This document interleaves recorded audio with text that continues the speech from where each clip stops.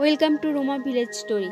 High বন্ধুরা, দেখো চলে এসেছি আজকে নতুন একটা রেসিপি নিয়ে, সেটাই তোমাদের সঙ্গে শেয়ার করব। দেখো বাড়িতে বানিয়েছি চপ, সেটা কিভাবে বানালাম তোমাদের সঙ্গে শেয়ার করব। দেখো এখানে দেখো আলু কেটে নিয়েছি চাকা চাকা গোল গোল করে, আর দিয়ে আমি আলুগুলোকে সেদ্ধ করে নিয়েছি। আর এই দিকে দেখো আমি একটু নিয়ে নিচ্ছি, বেসন নিয়ে নিচ্ছি, আর বিট নুন নিয়ে নিচ্ছি, আর হলুদ গুঁড়ো নিয়ে নিচ্ছি, একটু লঙ্কার গুঁড়ো নিয়ে নিচ্ছি, দিয়ে আমি একটু খাবার সোডা ওর মধ্যে একটু দিয়েছি, সেটা ভিডিওটা হলো না। আর দেখো আমি জলটা দিয়ে আমি আস্তে আস্তে ওইটাকে মাখাচ্ছি, অল্প অল্প করে জল দিচ্ছি আর মাখাচ্ছি। একবারে বেশি করে জল দিই না, কেন এটা মানে নরম হয়ে যাবে। দিয়ে দেখো আমার মাখানো হয়ে গেছে, আমি এদিকে রেখে দিয়েছি মাখিয়ে। আর এদিকে দেখো আমি পেঁয়াজ কুচোনা, আদা, রসুন আর কাঁচা লঙ্কা কুচি নিয়েছি। আর এখানে দেখো ধনে, জিরে, গোটা গরম মশলা, গোটা শুকনো লঙ্কা নিয়ে নিয়েছি। এইটাই হচ্ছে চপের মশলা। আর দেখো আমি এই শুকনো কড়াই, তারপর এই গোটা মশলাগুলোকে দিয়ে আমি ভেজে নিচ্ছি।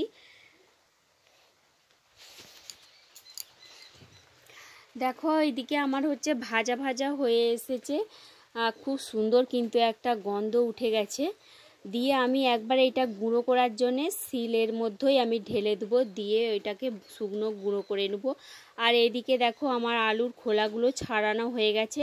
চলো চপটা বানিয়ে ফেলি মশলাটা। তারপর দেখো এইদিকে কড়া বসে দিয়েছি মশলা বানানোর জন্য। আমি পেঁয়াজটা প্রথমে ভেজে নেবো লাল লাল করে। তারপরে দেখো ওর মধ্যে একটু রসুন দিয়ে দিচ্ছি, তারপরে দিয়ে দেবো একটু আদা বাটা, দিয়ে আমি মশলাটাকে ভালো করে ভাজবো। একটু রসুনটা ভালো করে ভাজতেই হবে, নাহলে রসুনের একটা কাঁচা গন্ধ ওঠে। তারপরে ওর মধ্যে দিয়ে দেবো দেখো কাঁচা লঙ্কা, দিয়ে আমি ওর মধ্যে আলুগুলোকে চটকে নেবো আগে, তারপরে ওর মধ্যে দেবো। দেখো চলো তোমরা পুরো ভিডিওটা দেখতে থাকো। আর দেখো আলুটা দিয়ে দিয়েছি, দিয়ে আমি ভালো করে আলুটা ওর মধ্যে দিয়ে ভালো করে মশলাটা কষবো। দিয়ে যে গুঁড়োটা মশলাটা করে রেখেছিলাম সেই মশলাটা ওর মধ্যে দিয়ে দিচ্ছি, দিয়ে আলুটাকে ভালো করে ভাজছি আমি। আর তারপরে আমি দিয়ে দেবো একটু হলুদ গুঁড়ো, আর তারপরে দিয়ে দেবো একটু বিট নুন। এটা কিন্তু আমি পুরো বিট নুন দিয়েই করছি, আর এমনি নুন দিই না। তারপরে দেখো আমার মশলাটা কিন্তু আলুর পুরটা পুরো হয়ে গেছে, একদম রেডি। খুব সুন্দর একটা গন্ধ বেরিয়েছে।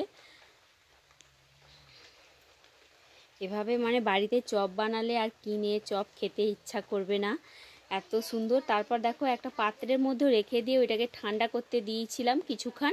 তারপরে ওইটা দেখো এবার আমি গোল গোল করে ডো করে নিচ্ছি, দিয়ে ওইটা বানাবো। একটু হাতের মধ্যে বেসন আগে বুলিয়ে দিয়েছি, নাহলে হাতে জাপটি যাবে, তো ওই জন্য হাতের মধ্যে দিয়ে দিয়েছি, তাহলে মানে খুব সুন্দর ওইটা হবে। আমি অনেকগুলোই করে নিচ্ছি, একসঙ্গে 3-4টে করে নিচ্ছি, তারপরে আমি ওইটা ভাজবো। দেখো এইদিকে বেসনটা ভালো করে ফেটে নিয়েছিলাম, দিয়ে বেসনের মধ্যে ডুবিয়ে তারপর আস্তে করে ওর মধ্যে তেলের মধ্যে ছেড়ে দেবো আমি। দেখো কেমন ছাড়া মারতেই খুব সুন্দর হয়ে ফুলে উঠলো, যেন মনে হচ্ছে দোকানের চপ ভাজা হচ্ছে। এই দেখো কত সুন্দর লাল লাল হয়ে ভাজা হয়ে গেছে।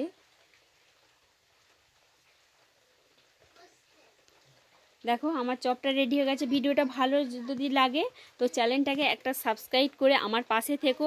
আরও নতুন ভিডিও পাওয়ার জন্য আমি ভিডিওটা এখানেই শেষ করলাম।